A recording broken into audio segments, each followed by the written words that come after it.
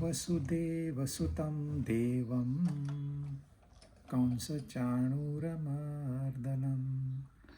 देवकी परमानन्दं कृष्णं वन्दे जगद्गुरुम्।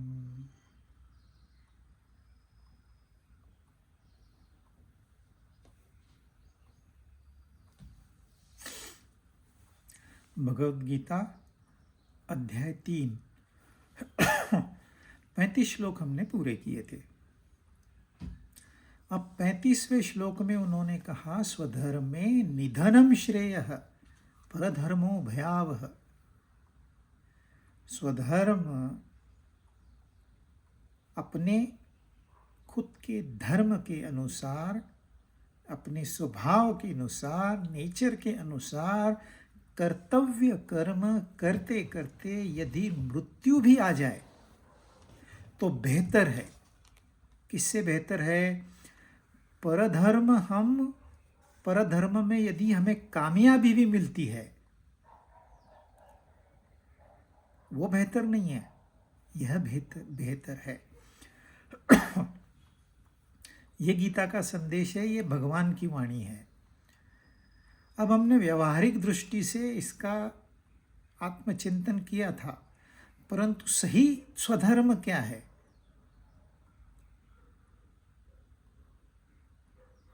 हम जो पैदा हुए हैं, क्या ये एक कैजुअल घटना है, जैसे बस आ गए चले गए, कोई उद्देश्य नहीं,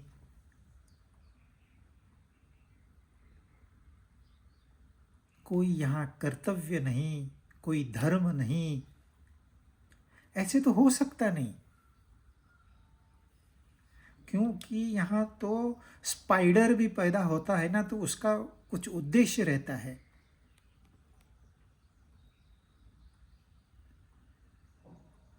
तो उस उद्देश्य को हम जाने और उसके अनुसार जो भी अपना कर्तव्य है उसको हम निभाएं, अच्छी तरह से निभाएं, तभी तो यह सृष्टि ढंग से चलेगी। नहीं तो ऐसा ना हो हम इसमें एक बाधा बन के रह जाए। यह जो सृष्टि चक्र घूम रहा है, इसका हम भी तो एक हिस्सा है। हम इसको सहायता करें या इसमें बाधा बने। तो हमारा कर्तव्य बनता है सत्य को जानना।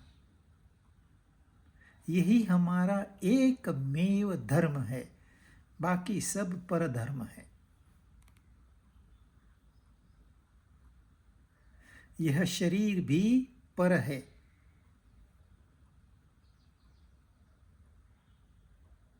तो उस एक तत्व को जानने के लिए हमें अगर मृत्यु भी आ जाती है, इट्स स्टिल वर्थ। कुछ हमारा लॉस नहीं हुआ, क्योंकि मृत्यु होगी तो किसकी होगी? सिर्फ शरीर की तो होती है मृत्यु, अपनी नहीं होती। एक शरीर नहीं, दूसरा ले लेंगे, परंतु अपना कर्तव्य वो हमने चुका दिया तो यह जीवन तो व्यर्थ हो गया। अच्छा, मृत्यु का डर बना रहा, कामना पूर्ति हुई नहीं, तो फ्रस्ट्रेट होने के लिए हम थोड़ी आए यहां पर। चलो थोड़ा डिप्रेशन में जाके आते हैं, ऐसी कोई थोड़ी प्लानिंग करता है। तो हमारा मुख्य उद्देश्य है स्वयं को जानना, सत्य को जानना। बाकी सारे के सारे परधर्म है। तो फिर यहाँ यह मोड़ ऐसा है, यहाँ पर आके बोलते ठीक है, आप कहते हो, हमें तो ये बात समझ में आती है, लेकिन बाकी लोगों का क्या?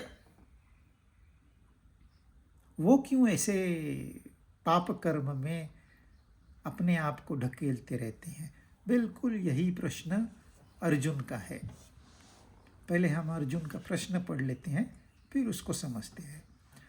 अर्जुन उवाच अथ केन प्रयुक्तोऽयं पापं चरति पूरुषः अनिच्छन्नपि वार्ष्णेय बलादिव नियोजितः।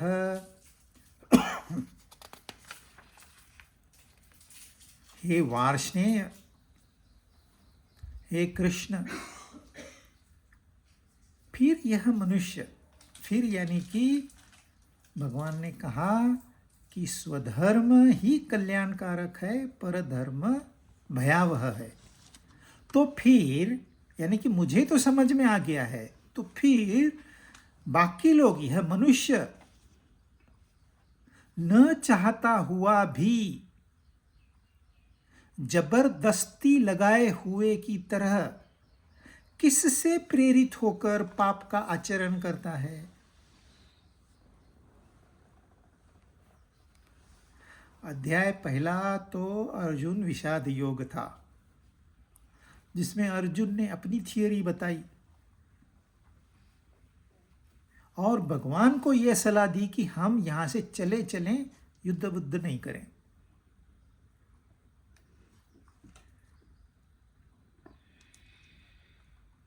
भगवान ने उसकी स्थिति को जाना और भगवान तो पहले से ही इन्वॉल्व थे जब अर्जुन इस युद्ध की स्ट्रेटेजी बना रहा था। तो अर्जुन को बहुत अच्छी तरह से भगवान ने जाना है। उसका धर्म है युद्ध करना और युद्ध से भाग जाना परधर्म है। और भगवान ने उसको ये भी कहा, तू स्वधर्म का पालन कर, परधर्म यानी कि यह भाग जाने की बात, संन्यास लेने की बात, भिक्षा मांग के लेने की, खाने की बात, ये तो तेरे धर्म में है ही नहीं, ये तेरा स्वभाव ही नहीं है। तो अर्जुन ने कहा, हाँ मैं तो समझता हूं, पर बाकी लोग नहीं समझते, उसका क्या? ये अर्जुन की स्थिति नहीं है, ये हम सब की स्थिति है। जब हमने सुन लिया आत्मा कैसे होता है, उसके बारे में जान लिया, हमने कर्म योग के बारे में जान लिया, हमने स्थित प्रज्ञ के लक्षण जान लिए, कर्म का क्या महत्व है यह जान लिया। इतना जानने के बाद मनुष्य यही कहता है, अरे हाँ आपने जो बताया वो तो सही है, वो मेरी समझ में तो आ रहा है, पर बाकी लोगों के समझ में क्यों नहीं आ रहा? अब बाकी लोगों की समझ में नहीं आ रहा है, इससे तेरे समझ का क्या वास्ता? यदि तुझे समझ में आ गया है वाकई में, तो तू इसको जीवन में उतार। अन्यथा हम यह समझेंगे बात अब तक समझ में नहीं आई। अब अपने मन का स्वभाव जो है यह बहिर्मुख है।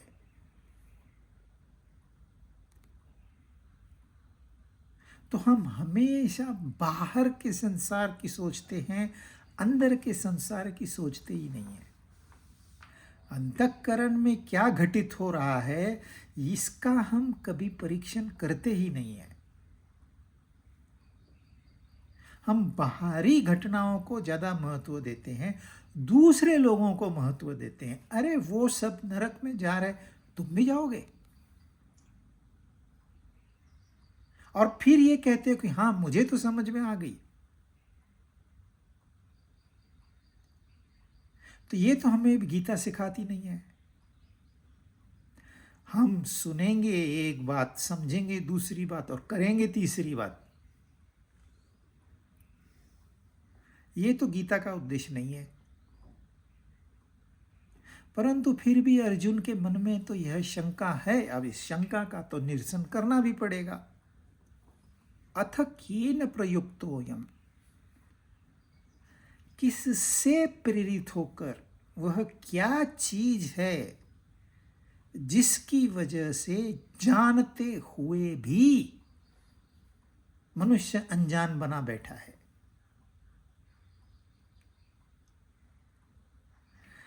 अध्यात्म में लेक्चर तो रिक्शा वाला भी देता है,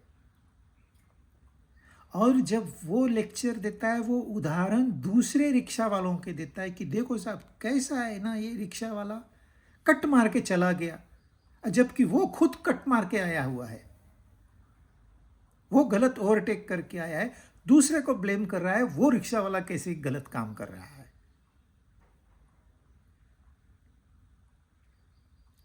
डिफेक्ट हमेशा अपने अंदर होता है, दिखता बाहर है।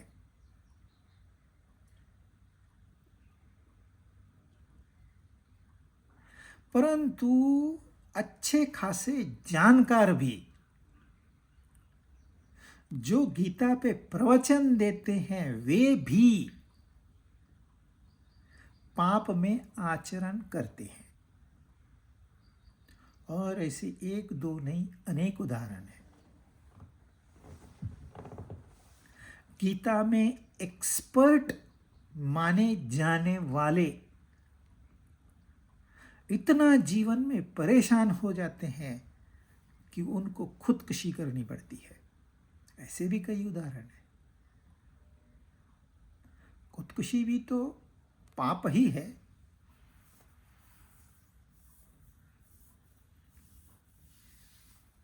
तो क्यों मनुष्य पाप में आचरण करता है जबकि वो जानता है यह गलत है?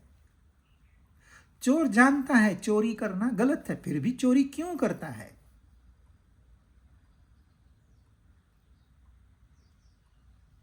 इन पॉलिटिशियंस को ज्ञान नहीं होता, उन्हें पता नहीं होता कि वो सही कर रहे हैं या गलत कर रहे हैं, उन्हें सब पता होता है, तो फिर वो क्यों गलत पाप आचरण क्यों करते हैं? सीधा सीधा अर्जुन का प्रश्न है, क्योंकि बड़े बड़े लोग जो दिग्गज हैं वो स्वयं यदि पाप आचरण करते हैं तो हम छोटे लोगों ने क्या करना चाहिए? तो कुछ तो हमारे यहाँ है जो हमें प्रवृत्त करता है पाप कर्म करने के लिए, गलत काम करने के लिए। तो अर्जुन का सीधा साधा प्रश्न है कि न चाहता हुआ भी, यानी कि मनुष्य ये नहीं चाह रहा कि मैं पाप का आचरण कर रहा हूं, वो तो यही चाह रहा है कि पाप का आचरण न हो, फिर जबरदस्ती कोई तो मुझसे पाप कर्म करवा रहा है।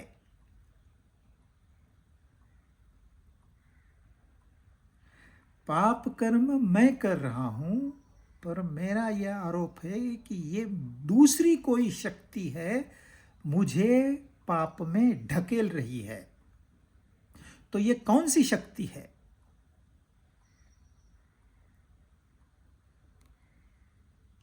यह बहुत आम प्रश्न है, ये कोई खास प्रश्न नहीं है। हर एक के जीवन में यह प्रश्न आता ही है। मैं चाहता कुछ और हूं, होता कुछ और है।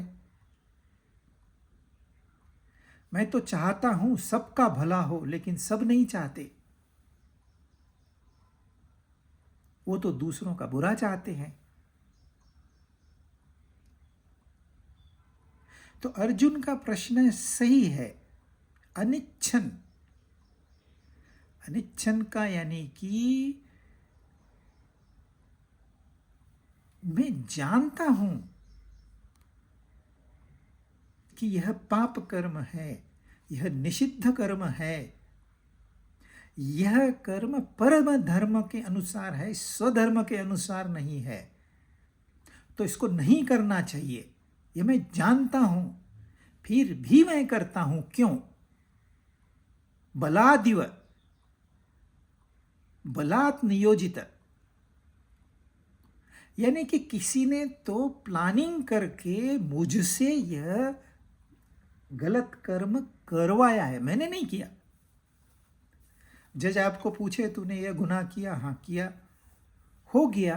मैंने किया नहीं, हो गया। ऐसे कैसे हो गया? मुझे तो करना भी नहीं था, अब भी मैं नहीं चाहूंगा कि मैं करूं, पर कोई तो दूसरी शक्ति थी जिसने मुझसे यह काम करवाया।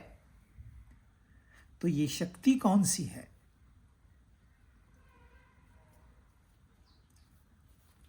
श्री भगवान उवाच काम एष क्रोध एष रजोगुणसमुद्भवः महाशनो महापाप्मा विद्धेनमिह वैरिणाम्। रजोगुण समुद्भवान, रजोगुण से उत्पन्न हुए। कौन कौन? काम और क्रोध।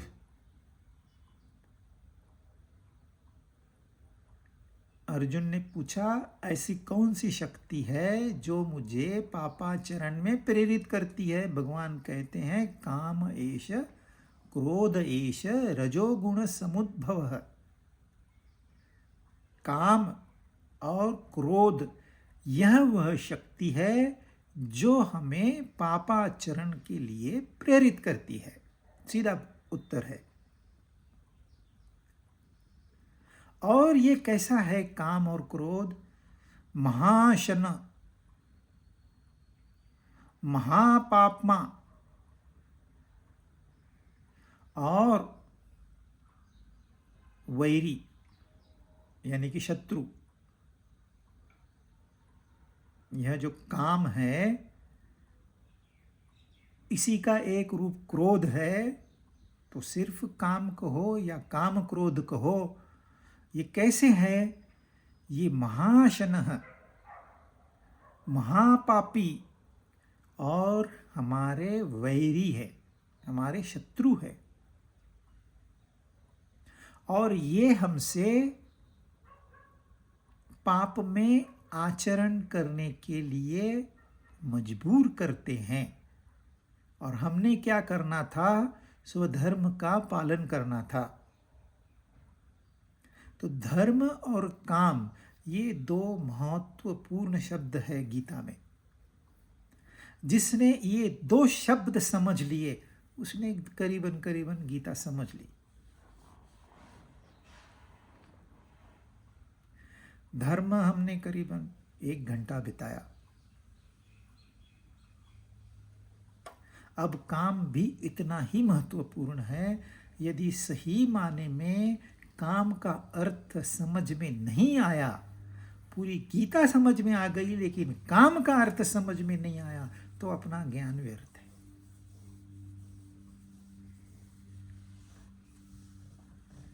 कोई कहते हैं इसमें क्या समझना भाई, तेरी इच्छा है, कामना है, इसको नियंत्रण में रखना है, और क्या? और क्या गीता बताती है? इससे ज्यादा क्या बताती है? यह हो गया ऑब्जेक्टिव नॉलेज। यह आप बाहर देख के कह रहे हो, पुस्तकी ज्ञान बता रहे हो, किसी ने कुछ बोल दिया, आपने सुन लिया, बस उसको दोहरा रहे हो।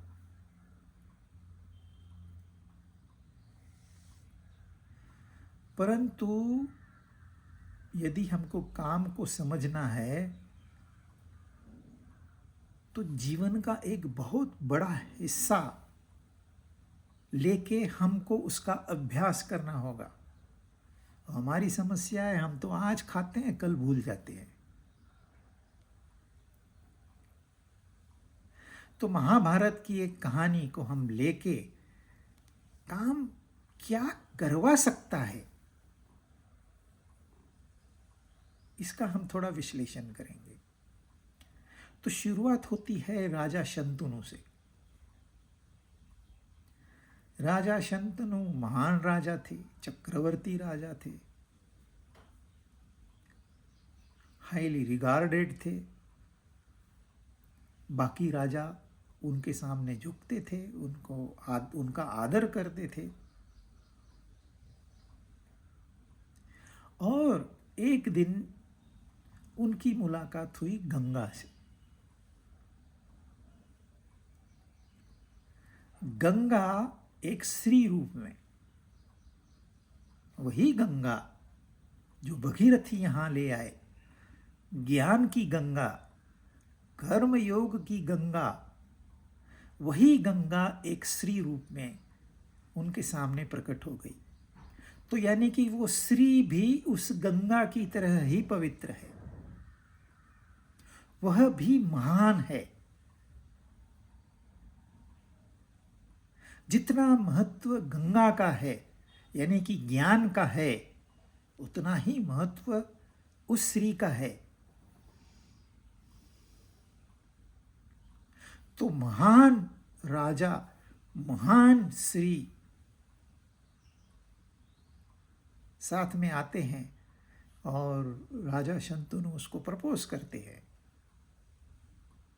एक कहानी है, उसको हम काट देते हैं, इससे जुड़ी हुई। आखिरी में इनसे एक पुत्र निर्माण होता है जिसका नाम है देवव्रत। आगे चल के इन्हीं का नाम भीष्म पड़ा, आगे चल के यही पितामह भीष्म कहलाए। तो देवव्रत पहले तो महाबलवान है, महाप्रतापी है, महाज्ञानी है किसके पुत्र? महान राजा और महान गंगा, इनके पुत्र है। तो इतना तो होना ही चाहिए, बनता है। उसी समय दूसरी साइड में एक मछुआरी की कन्या है जिसका नाम है सत्यवती। है मछुआरे की कन्या, तो वैसे उसके शरीर से दुर्गंध आनी चाहिए, परंतु इसके शरीर से सुगंध आती है।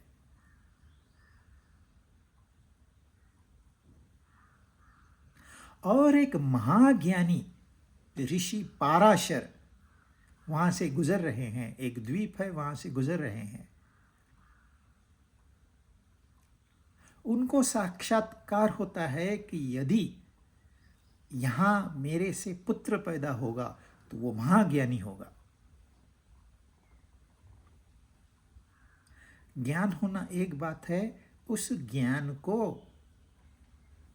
बांटना ये दूसरी कला है।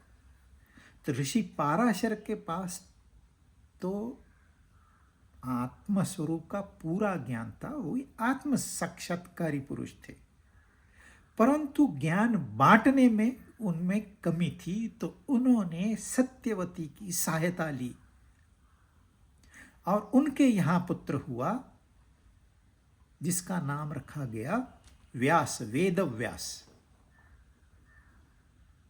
वे ही व्यास जिन्होंने महाभारत की रचना की, जिसमें 1,00,000 श्लोक है और 700 श्लोक सिर्फ भगवद गीता में है। तो एक महान ऋषि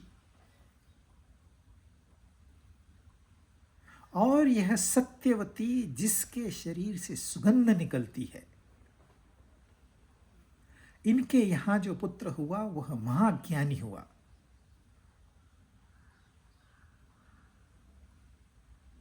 अब तीसरा सीन है, एक बार राजा शंतनु टहल रहे थे, उन्होंने सत्यवती को नहाते हुए देखा। नहाते हुए देखा तो मन में कामना जागृत हुई कि ये मेरी रानी बने।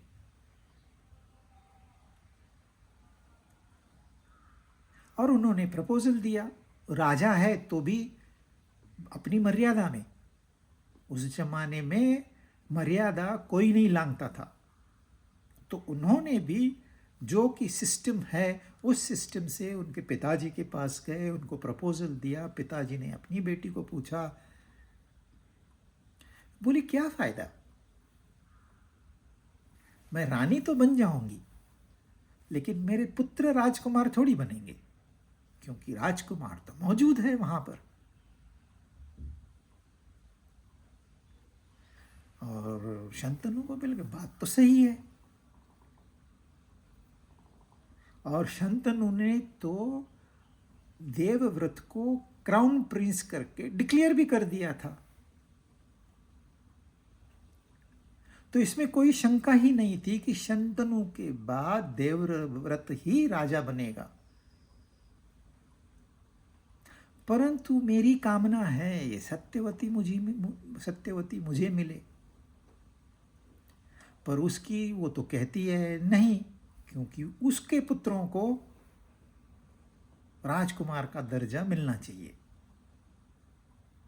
तो उसकी भी बात सही है, करूं तो क्या करूं। परेशान हो गए शंतनु। बात देवव्रत को पता चली। अच्छा, अब देवव्रत की जो उम्र थी वो शादी की उम्र थी। राजकुमार तो है ही, बलवान है, शक्तिमान है, रिस्पेक्टेड, प्रजा उसका भी उतना ही आदर करती थी, बल्कि अधिक आदर करती थी जितना वो शंतनु का करती थी। उनका भी विवाह होना है। अब पिता की इच्छा है मेरा विवाह हो, और पिता का कर्तव्य है कि पुत्र का विवाह हो। तो पुत्र को जब पता चला, पुत्र कहता है मेरा विवाह भूल जाओ, आप विवाह करो।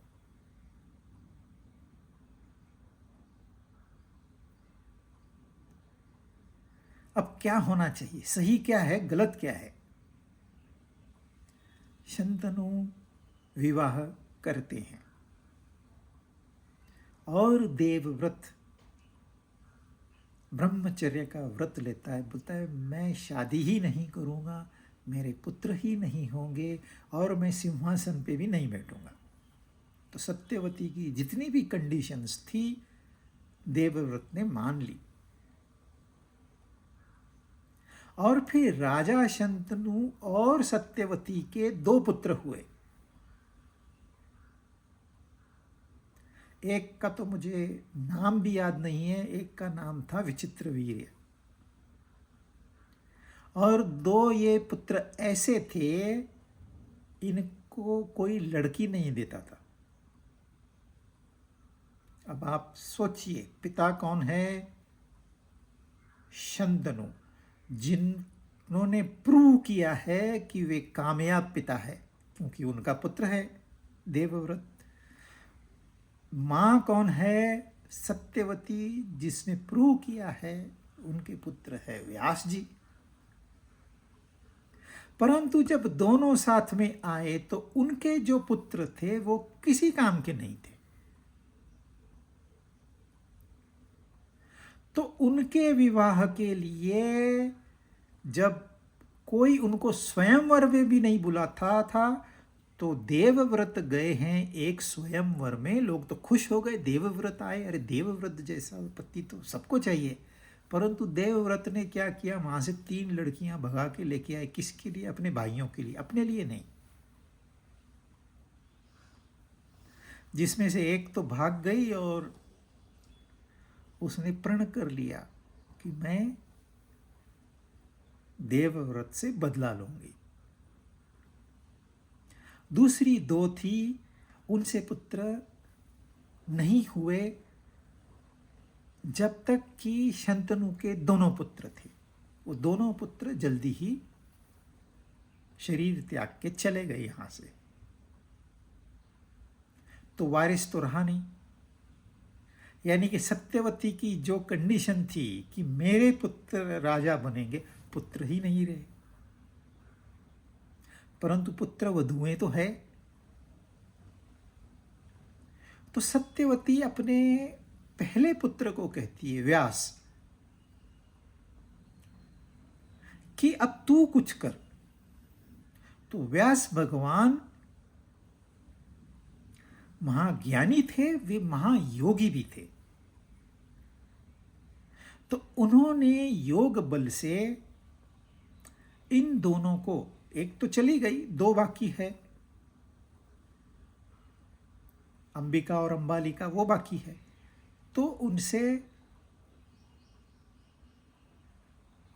अपनी आंखों के माध्यम से उन्हें गर्भवती किया, दोनों को।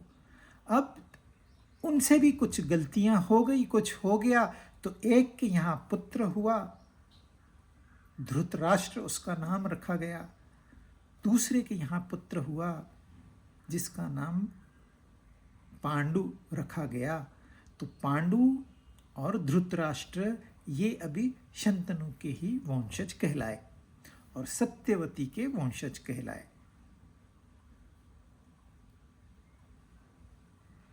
अब देखिए पुत्र किसके हैं, आप हिसाब लगाइए। ये कॉम्प्लिकेटेड स्टोरी इसलिए है क्योंकि इसमें कई बातें बताई गई है। जिस बात में हमको दिलचस्पी है वो ये कि शंतनु के मन में यह काम जागृत हुआ कि यह सत्यवती मुझे मिले, और फिर ये दो भाई धृतराष्ट्र और पांडु, इनके पुत्र हुए जो कौरव और पांडव कहलाए। फिर इन कौरवों और पांडवों में इतना बड़ा युद्ध हुआ कि इतिहास में ऐसा युद्ध न हुआ था और नहीं होने की कोई अपेक्षा थी। कहते हैं खून की नदियां बही, करोड़ों करोड़ों लोग मारे गए, करोड़ों करोड़ों विधवाएं हो गई, कई बच्चे अनाथ हो गए। इतना बड़ा विध्वंस मानवता के इतिहास में कभी हुआ नहीं था, किसी की कल्पना में भी नहीं था। होना क्या था, उनके मन में जब कामना जागृत हुई तो उन्होंने अपने कामना का दमन करना था, क्योंकि कर्तव्य महान है। देवव्रत ऑलरेडी राजा बनने के काबिल है, वो तो बन ही चुका है, काबिल भी है और राइटफुल भी है, जबकि सत्यवती के तो पुत्र है भी नहीं। तो इतना बड़ा डाइवर्जन उन्होंने क्यों लिया? बस मेरी इच्छा है, मैं राजा हूं, मेरी इच्छा है सत्यवती मुझे मिले। परिणाम क्या हुआ? खून की नदियां। किसमें? दोनों भाइयों में, सत्यवती के ग्रैंड चिल्ड्रंस।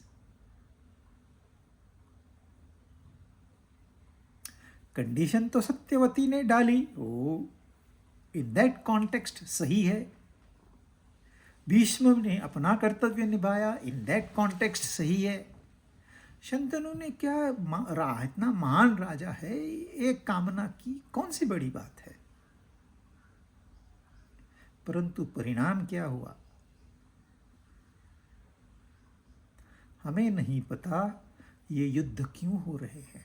ये फिजिकल युद्ध भी तो बहुत छोटी बात है, जो पर्दे के पीछे युद्ध चल रहे हैं, हर देश का नेबर उसका शत्रु बन के बैठा है। और अभी तो टेक्नोलॉजी है, तो कोई सीधे सीधे लोगों को मारना नहीं है, आप इनडायरेक्टली देश का सत्यानाश कर सकते हो, दुश्मन देश का। पर क्या है इसके पीछे? क्यों मानवता इतना प्रोग्रेस करने के बावजूद डिसकंटेंटेड है, फ्रस्ट्रेटेड है, डिप्रेस्ड है? क्यों इतना दुख बढ़ते जा रहा है, कम होने की बजाय बढ़ते जा रहा है? तो जब हम इसका रूट कॉज एनालिसिस करेंगे, जैसे महाभारत का हम युद्ध का यदि रूट कॉज एनालिसिस करेंगे, तो शंतनु की वो कामना, वो इच्छा, वो डिजायर,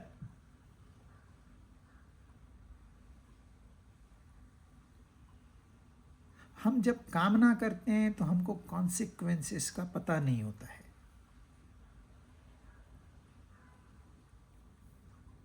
परंतु ये सारे दुखों के पीछे यदि रूट कॉज एनालिसिस किया जाए तो आखिर में इंसान इसी नतीजे पे पहुंचता है कि यह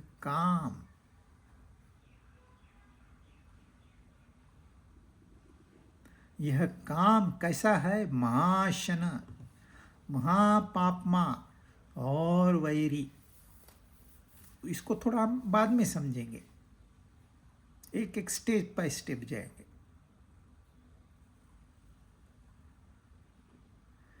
आपको लगेगा हम तो रोज कामना करते हैं, तो क्या रोज युद्ध होता है? आप यदि एनालिसिस करेंगे तो रोज युद्ध होता है। यह कॉन्फ्लिक्ट जो मनुष्य के अंदर नित्य चल रहा है, बाहर से तो मेकअप करके सब स्माइल करते हैं, परंतु अंदर में जो कॉन्फ्लिक्ट चल रहा है वह महायुद्ध भारत ही है, वो महायुद्ध ही है। और इसी की वजह से सारा स्ट्रेस, सारा स्ट्रेन एक्यूमुलेट हो रहा है। और यही एक कारण है कि इतने सारे कॉम्प्लिकेशंस मनुष्य के अंदर, किसी को कैंसर है, किसी को बीपी है, किसी को डायबिटीज है, किसी को हार्ट प्रॉब्लम है, किसी को गाउट है। ये सारे के सारे कहाँ से उत्पन्न हुए? ये सारे के सारे उस कॉन्फ्लिक्ट के बाय प्रोडक्ट्स है।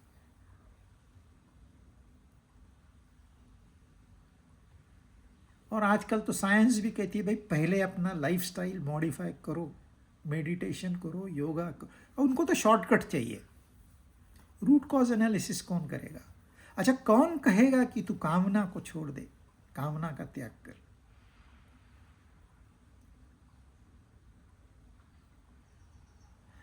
तो सारे दुखों की जड़ है कामना। पर यह कामना है क्या? ये कहां से पैदा हुई, क्यों पैदा हुई, इसको भी समझना जरूरी है। पहले कामना नहीं थी, पहले कामना नहीं थी। हम एक ऐसी स्थिति में थे जिसको आनंद कहते हैं, जिसको परम शांति कहते हैं। पर आंखें खोली, रंग रूप देखा और विचार आया कि सुंदर है। एक विचार आया तो यह विचार करता पैदा हो गया, कहता है मुझे चाहिए।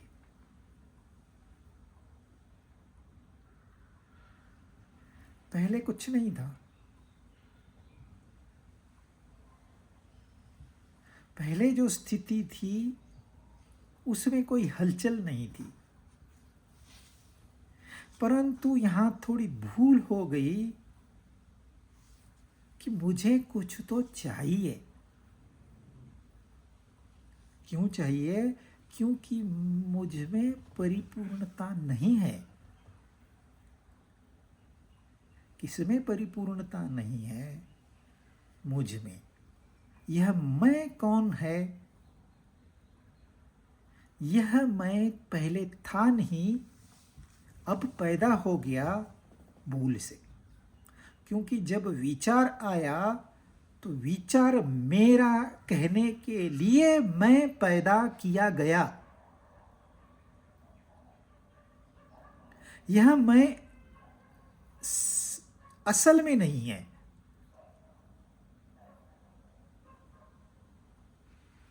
केवल मान्यता से यह मैं पैदा हुआ। सिर्फ विचार पैदा हुआ और मैं पैदा नहीं हुआ तो कोई समस्या नहीं आएगी आगे चल के। परंतु विचार पैदा हुआ तो मैं भी पैदा हुआ, मेरा विचार हो गया वो। और मैंने दृश्य देखा और मुझे चाहिए, क्योंकि मैं अपरिपूर्ण हूं। हाँ, असल में तो मैं परिपूर्ण हूं और परिपूर्ण था। जब यह हम पैदा हुआ तो उसको अननेसेसरीली यह एहसास हो गया कि मैं अपरिपूर्ण हूं। मुझ में कुछ कमी है और वह कमी ही मेरा दुख का कारण है, और उस दुख को भगाने के लिए मुझे सुखी होना है, और सुखी होने के लिए मुझे कुछ तो चाहिए। यह हो गई कामना।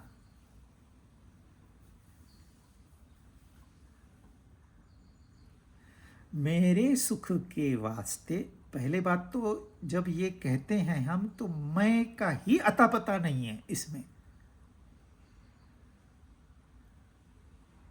पर हम कहते हैं मुझे सुखी होना है और मुझे गाड़ी मिल जाए तो मैं सुखी हो जाऊंगा, मेरी शादी हो जाए तो मैं सुखी हो जाऊंगा, मेरा मकान बन जाए तो मैं सुखी हो जाऊंगा, मुझे बिलियन मिल जाए मैं सुखी हो जाऊंगा। ये सिलसिला खत्म होने वाला नहीं है, और आज दिन तक कामनाओं का पीछा करते करते लोग गिर गए, खत्म हो गए। किसी की कामना पूरी नहीं हुई। जिस सुख के लिए वो भाग रहा था वह सुख प्राप्त नहीं हुआ। आज तक के मनुष्य के इतिहास में ऐसा नहीं हुआ है कि कामना के पीछे दौड़ के कोई इंसान ने सुख प्राप्त कर लिया। पर यह सुख की अभिलाषा, यह सुख की दुख जो है, हमको लगता है यह बाहर से आया हुआ है और इसका एंटीडोट है सुख, और सुख के लिए साधन चाहिए। यह कंप्लीट कल्पना का खेल है। इसमें सत्य कुछ भी नहीं है, तथ्य कुछ भी नहीं है। इसलिए हमारी शुरुआत ही गलत, पहला कदम ही हमने डाला वो गलत दिशा में डाला। अब आप भागो दौड़ो, गाड़ी में जाओ, पैदल जाओ, कहीं भी जाओ, आप जाओगे उल्टी दिशा में। इसलिए संसार के पीछे भागते भागते आज दिन तक कोई सुखी नहीं हो पाया। एक जमाना था लखपति यह स्वप्न होता था।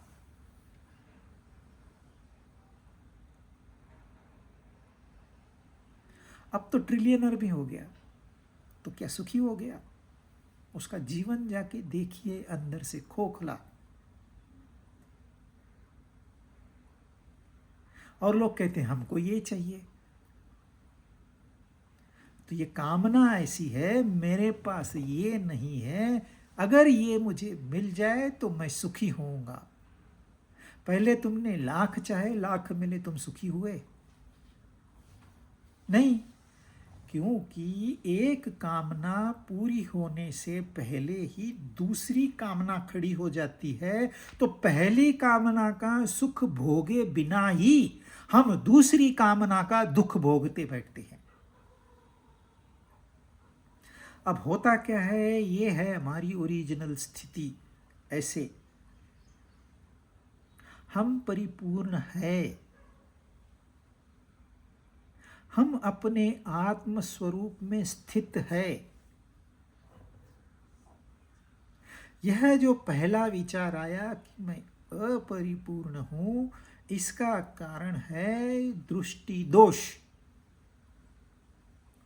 हमने बाहर की वस्तुओं को देखा और उनसे प्रभावित हुए, आकर्षण पैदा हुआ, और हम धीरे धीरे अपने आत्म स्वरूप से दूर जाने लगे। पहले छोटी छोटी कामनाएं थी तो हम थोड़ा दूर थे, फिर कामनाओं का दबाव बढ़ते गया, हम और दूर चलते गए, फिर कामनाओं का दबाव और बढ़ते गया, हम और दूर चलते जाते गए, कामना का दबाव और बढ़ा और हम दूर जाते गए। और जितना हम आत्म स्वरूप से दूर जाते हैं उतना दुखी होते हैं। यह आनंद की स्थिति है। आनंद की स्थिति से जितना दूर जाएगा मनुष्य उतना दुखी होगा। दुख बाहर से नहीं आया, हमने अपने और आनंद के बीच में एक गैप बना के उसमें काम को भर दिया। अब यह काम हमें अपने आनंद से दूर दूर ढकेल रहा है। मुझे और चाहिए, मुझे और चाहिए, मुझे और चाहिए, मुझे किसको और चाहिए? हम सोचते ही नहीं है ये कौन बोल रहा है, क्यों चाहिए, एग्जैक्टली क्या चाहिए। भी तू एक बात बता, ये मिलने के बाद तू और कुछ नहीं मांगेगा। इम्पॉसिबल। जैसे ही एक कामना पूरी होती है तो यह जो तनाव है यह थोड़ा कम होता है, हम थोड़ा नज़दीक आ गए।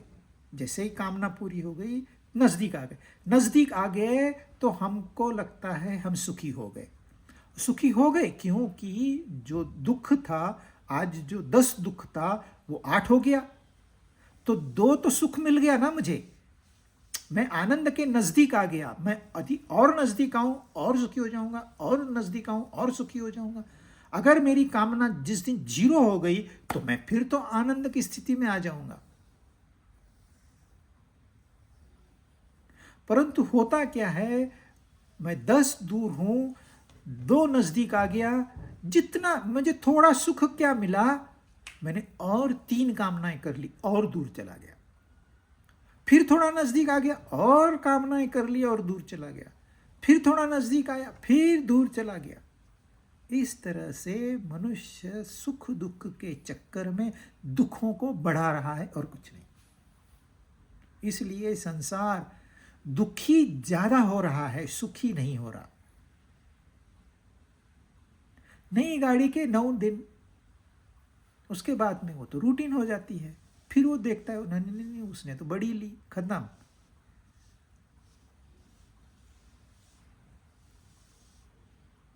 कोई भी रिश्ता बनाया, नया नया दोस्त है, मेरा जिगरी दोस्त है, फास्ट फ्रेंड है, 4 दिन फ्रेंडशिप है, बाद में कहाँ गए फ्रेंड। अब तो फ्रेंड की व्याख्या के मुताबिक कोई फ्रेंड भी नहीं रहा है। स्वार्थ ने सारे रिश्तों को ग्रासित कर लिया है। अब तो बिजनेस रिलेशनशिप चलती है। यह है काम का प्रभाव।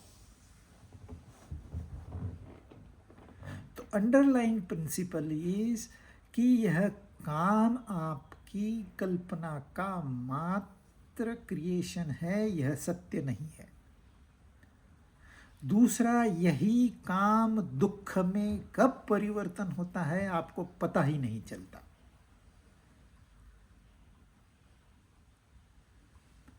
मुझे कुछ चाहिए,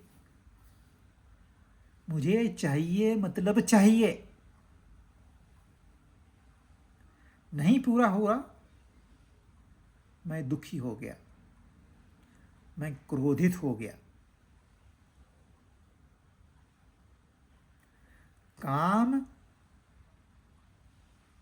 दुख तो बनाता ही है, साथ साथ क्रोध को पैदा करता है।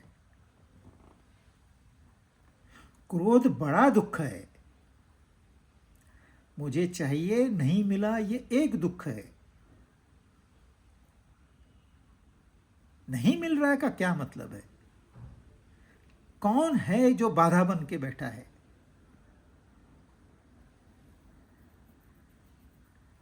उसके प्रति क्रोध हो गया। अगर वो बहुत शक्तिशाली है, उससे क्रोध नहीं कर सकते, तो फिर भय आ गया।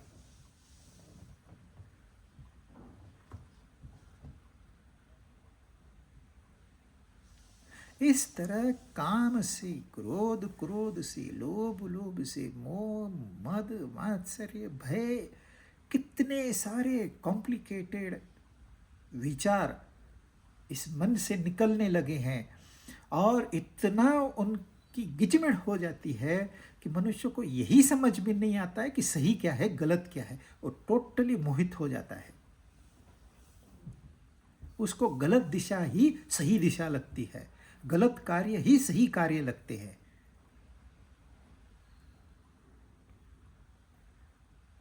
काम के पीछे दौड़ के आज दिन तक कोई भी मनुष्य सुखी नहीं हुआ है।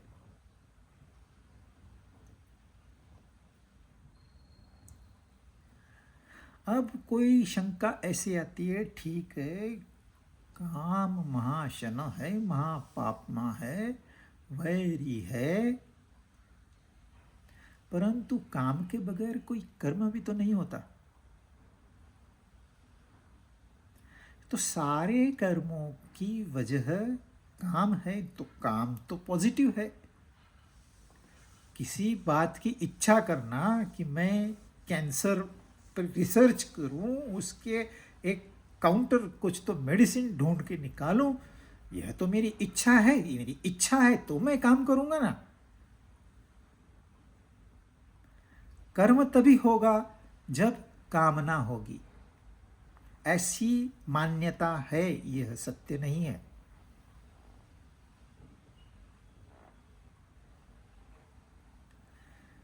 इसकी थ्योरी भी देते हैं। वासना होती है, वासनाओं से विचार निकलते हैं, विचार से काम निकलता है, यानी कि इच्छा निकलती है, और यही कामना तुम्हें प्रेरित करती है कर्म में, और इसी कर्म से तो यह सृष्टि चक्र चल रहा है। ये थ्योरी दी जाती है। तो कामना के बगैर कर्म नहीं होता। भगवत गीता इस स्टेटमेंट के अगेंस्ट है।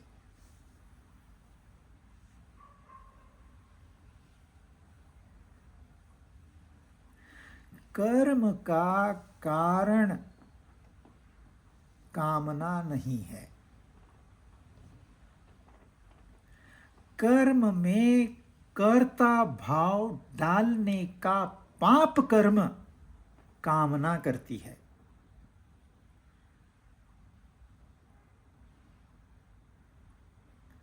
क्रियाएं घट रही है। हमने भोजन किया तो इस भोजन को पचाया जाएगा। मेरी तो बहुत इच्छा है 3 घंटे की जगह 15 मिनट में भोजन पचा दूं। तेरी इच्छा से कुछ नहीं होगा।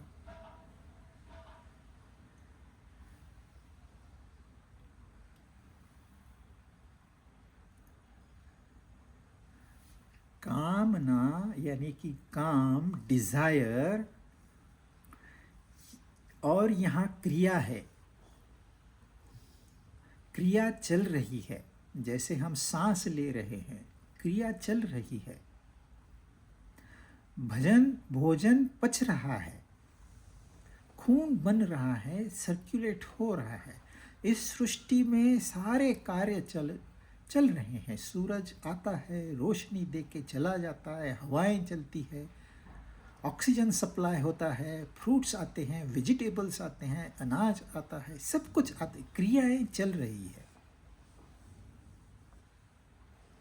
यहां आपका मन है।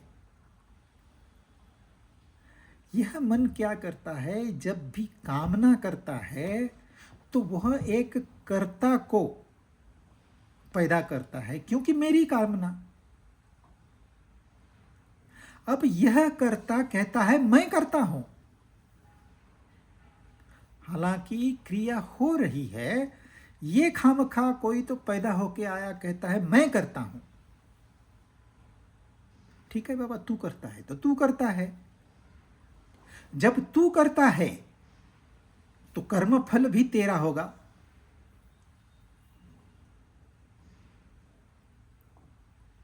जब तू करता नहीं है तो क्रिया रुकेगी नहीं, क्रिया चलती रहेगी। पर तू क्लेम करता है मैं करता हूं, कोई बात नहीं है। पर तू करता है तो कर्म फल तेरा है। वो फल मीठा है कि कड़वा है, ये अपन बाद में देखेंगे।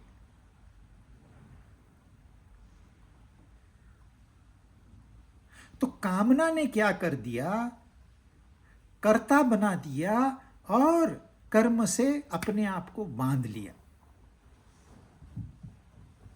अब बैठ के इंतजार करो फल का।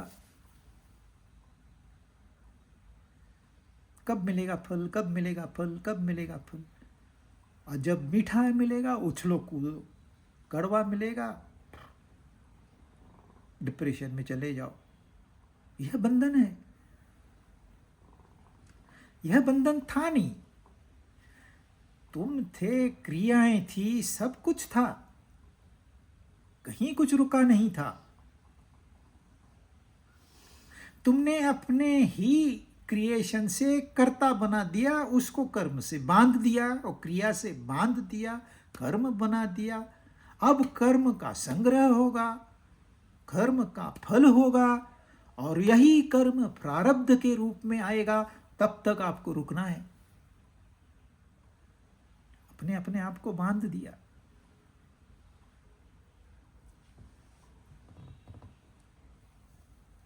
तो जब हम कामना करते हैं तो ये नहीं सोचते कि इसका क्या यूज है।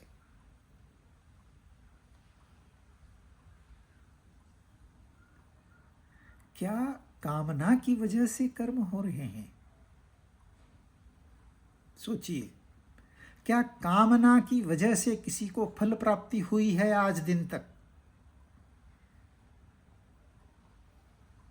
ऐसा दुनिया में कौन है जो ये कामना नहीं करता कि मुझे धन चाहिए? कितना धन चाहिए? मेरे पास है उससे 10 गुना। हर मनुष्य यह कामना करता है कि मुझे धन की प्राप्ति हो, मुझे सत्ता की प्राप्ति हो, मुझे सौंदर्य की प्राप्ति हो। किसको किसको प्राप्त होता है?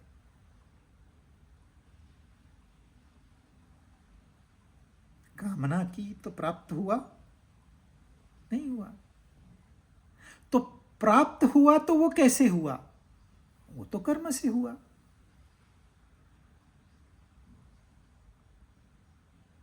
यदि धन किसी को मिलता है तो वह कामना की वजह से नहीं मिलता, वह कर्म की वजह से मिलता है।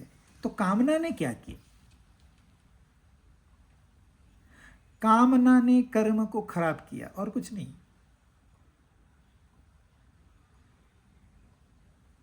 कामना ने कर्ता को बना दिया, और कुछ नहीं। कामना की वजह से बंधन में फंस गए, और कुछ नहीं।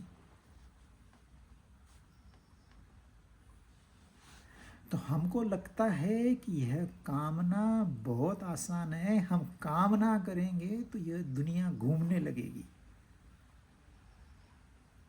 वस्तुतः आपकी कामना का कर्म फल में कोई कंट्रीब्यूशन नहीं है। जो भी है उन क्रियाओं का है। तो क्रियाएं महत्वपूर्ण है, और क्रिया करने के लिए तो हम है, उसके बगैर हम एक क्षण नहीं रह सकते। वो तो हमें करनी ही है। लेकिन हमने एक शत्रु को बना दिया। अब सारी एनर्जी उस शत्रु के साथ लड़ने में बिता रहे हैं, और बोलते हैं हमारी कामनाएं पूरी नहीं होती। वो होगी ही नहीं, क्योंकि वो शत्रु जो है वो वाली जैसा है। जब भी आप उसके सामने आओगे उसकी ताकत दुगनी हो जाएगी और आपकी आधी।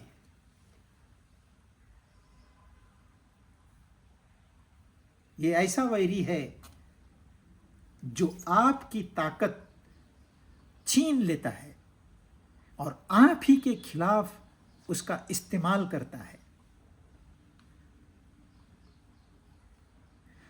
तो कामना का परिणाम इन लॉन्ग टर्म, एक कामना शंतनु की कि मुझे ये मिल जाए, महायुद्ध में परिवर्तित हो गया।